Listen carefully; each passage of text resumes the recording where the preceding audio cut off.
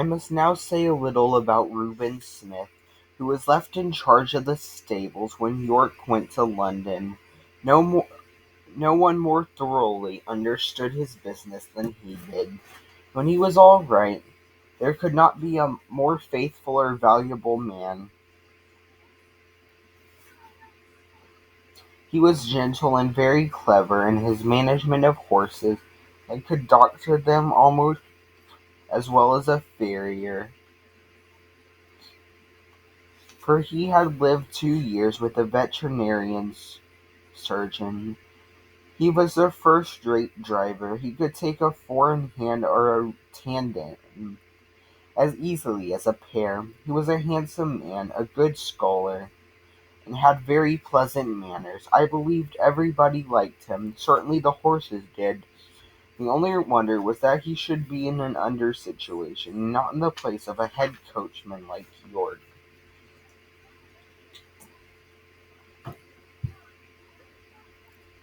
But he had one great fault, and that was the love of drink. He was not like some men, always at it. He used to keep steady for weeks or months together, and then he would break out and have a bout of it, as York called it, and be a disgrace to himself, a terror to his wife, and a nuisance to all that had to do with him.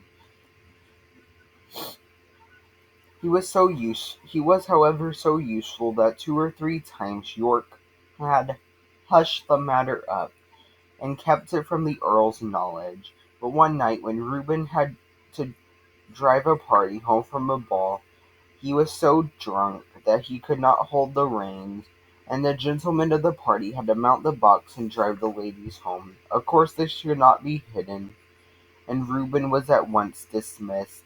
His poor wife and little children had to turn out of the pretty cottage by the park gate, and go where they could. Old Max told me all this, for it happened a good while ago.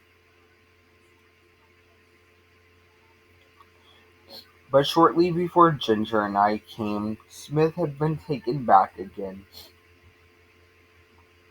York had interceded for him with the Earl, who was very kind-hearted, and the man who had promised faithfully that he would never taste another drop as long as he lived there.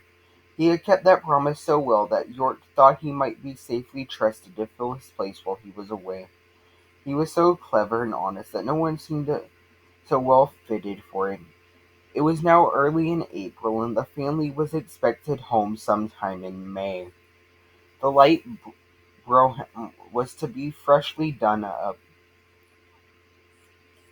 and as Colonel Blantyre was obliged to return to his regiment, it was arranged that Smith should drive him to the town in it, and ride back. For this purpose he took the saddle with him, and I was chosen for the journey. At the station the colonel put some money into Smith's hand and bid him good-bye, saying, "Take care of your young mistress, Reuben, and don't let Black Auster be hacked about by any random young person that wants to ride him. Keep him for the lady." We left the carriage at the maker's, and Smith rode me to the White Lion and ordered the hostler to feed me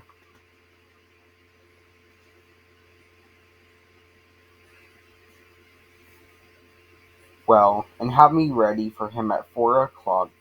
A nail in one of my front shoes had started as I came along. The hostler did not notice it so until just 4 o'clock. Smith did not come into the yard till 5, and then he said he should not leave till 6, as he met some friends. The man then told him off the nail, and asked if he should have the shoe looked to. "No," said Smith, "that will be right till we get home." He spoke in a very loud off-hand way, and I thought it was very unlike him not to see about the shoe. He was generally wonderfully particular about loose nails in our shoes. He did not come at 6, nor 7, nor 8. It was nearly 9 o'clock before he called for me and it was with a loud, rough voice. He seemed in a very bad temper,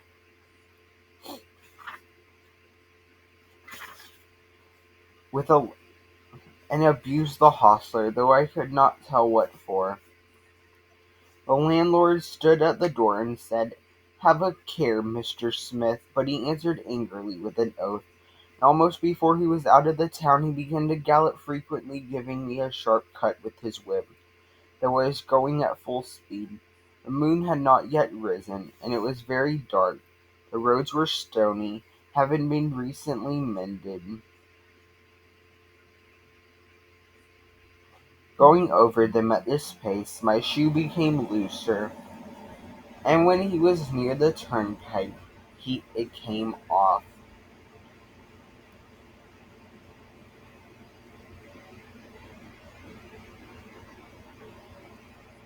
If Smith had been in his right senses, he would have been sensible of something wrong in my face, but he was too madly drunk to notice anything.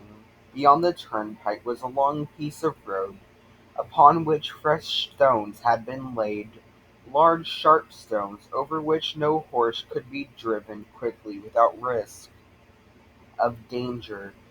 Over this road, with one shoe gone, I was forced to gallop at my utmost speed, my rider meanwhile cutting into me with his whip, and with wild curses urging me to go still faster. Of course my shoeless foot suffered dreadfully. The hoof was broken and split down to the very quick, and the inside was terribly cut by the sharpness of the stones. This could not go on. No horse could keep his footing under such circumstances. The pain was too great. I stumbled, and fell with violence on both my knees. Smith was flung off by my fall, and owing to the speed I was going at, he must have fallen with great force. I soon recovered my feet, and limped to the side of the road, where it was free from stones. The moon had just risen above the hedge, and by its light I could see Smith lying a few yards beyond me. He did not rise. He made one slight effort to do so, and then there was a heavy groan. I could have groaned too, for I was suffering intense pain both from my foot and knees, but horses are used to bear their pain in silence. I uttered no sound, and I stood there and listened. One more heavy groan from Smith, and though he lay now in the full moonlight, I could see no motion. I could do nothing for him nor myself, but oh, how I listened for the sound of a horse or wheels or footsteps. The road was not much frequented. At this time of the night we must stay for hours before help came to us. I stood watching and listening. It was a calm, sweet April night. There were no sounds but a few low notes of a nightingale, and nothing moved but the white clouds near the moon, and a brown owl that flitted over the head. Made me think of the summer nights long ago when I used to lie beside my mother in a green pleasant meadow at Farmer Gray's.